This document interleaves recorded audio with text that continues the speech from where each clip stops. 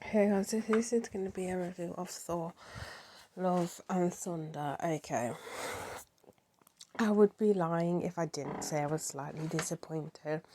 Now, I've got to do this review without doing any spoilers, but I'm going to give a little bit of spoilers. So, that's in the trailer anyway. So I came into this film thinking this was going to be more with Thor and the Guardians of the Galaxy, and it kind of wasn't. You get like, it's more kind of like an update thing of what he was doing with the Guardians of the Galaxy. So hopefully we go back to that with if there's going to be a new Guardians of the Galaxy and go more detail with what happened between Thor and obviously their crew, because that was kind of what I was hoping from this film. So that was one of the disappointments. There's a massive disappointment which I have, which I'll tell you in a bit without giving too much away. So obviously Thor currently is dealing with a lot of stuff. He's lost a lot of people. That's why he's kind of like, I want to go hang around with you guys. And even then, he's still feeling sad and everything, and he's still finding himself. And that's basically this film. Now, obviously, you end up, as you saw, he ends up bumping into Jane and finding that okay, she is now using his what do you call it again? I can't the hammer. I'm not going to pretend to say remember the name. And she is wearing his Thor outfit. A lot of the movie is about them two kind of building bridges. So as you knew before the other films, all you knew was that them two weren't together anymore. You get a bit of what do you call it again? I try and say big words and I can't say them. Yeah, I'm a little bit literate, but you get a little bit of like background between those two and what they were like in the relationship and what caused them to not be together. So you'd get more background information on that and everything like that. But it's about them two kind of building bridges. Now, I'm not going to give too much away about Jane's like story and how she got to where she got to, but if you read the comics, it was kind of true to the comics as to why she supposedly kind of disappeared. The thing that I hate and the thing that disappointed me much is they cut her story too early, and that's all I'm saying about that. That's all I'm saying, and that was kind of one of the biggest disappointments about the film. There is, when it comes to CGI, I'll mention it at the beginning. I think, why did they CGI this person? They didn't need to, and it was so obvious the CGI. It's like, why did they need to do that? They didn't really need to. It was kind of questionable. I was like, why would you need to? Anyway, other than that, now the villain. Okay. So, some people felt sorry for Thanos, some people agreed with Thanos, some people, the majority of people, felt sorry for Scarlet Witch. I didn't. You know my feelings about Scarlet Witch. No. Just kill when it came to Doctor Who and the multiverse. That was the one thing that frustrated me because they were trying to be like, oh, you need to change, this is bad, blah, blah, blah. Just kill her anyway.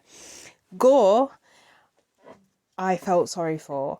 And the reason Gore I felt sorry for, I think Marvel did a really good job with this villain, which, I mean, at this point they do really good work with their villains, is that Gore reminded me of everybody else. If in that sort of sense where it's all about kind of like the gods and like without giving too much away and belief and stuff like that. And I did feel sorry for him because I get why he's doing what he's doing, because he asked for help, he didn't get it, and then he realizes that these people aren't who they say they were. But not on top of that as well, he was kind of being poisoned by this kind of like energy sort of thing, so that didn't help the situation, but I could understand why he felt the way he felt. He's probably so far the most what do you call it, the most relatable villain in film wise, not necessarily just talking about like in the comics, but in the Marvel film universe, which I felt was the most relatable, and he was kind of the standout of the film. So, I mean, what I think they did something really clever, which I think helped, is they're in a situation where it sucks out. I'm not giving too much away, but basically, it's a universe kind of where it's all dark and everything, so it sucks the color out of it, and there's kind of like a battle there, and that helped kind of ease down the CGI. It wasn't so obvious. The CGI basically looks better when it's in black and white. But anyway, the CGI, I said it wasn't too bad. I did have questions about near the beginning. If you've seen it, you will know what I'm talking about. A certain kind of character which Gore meets before he is Gore. But yeah, so, and so the ending, again, I don't want to give too much away. I was just really more so disappointed about the Jane thing. I might do a spoiler review talking about it, but because this is out Thursday, I don't want to chuck in a spoiler review already. But if I was to rate, it's not as good as Thor Ragnarok, by the way. I just need to point that out. Thor Ragnarok is my true favourite Marvel film and just favourite Thor film altogether. I don't think it's as good as that. There's one thing I will say as well before I rate it.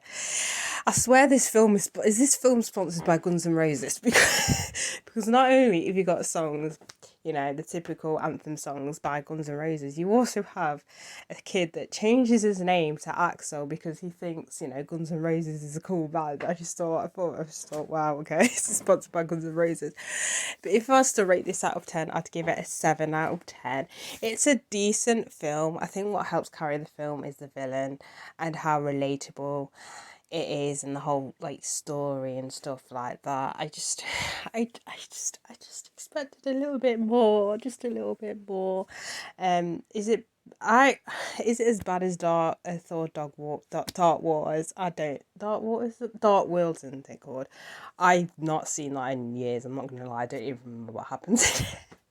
It's not one of those Marvel films I go back to that often, so I can't really tell you if it's bad or worse. But for me, I found it a bit disappointing.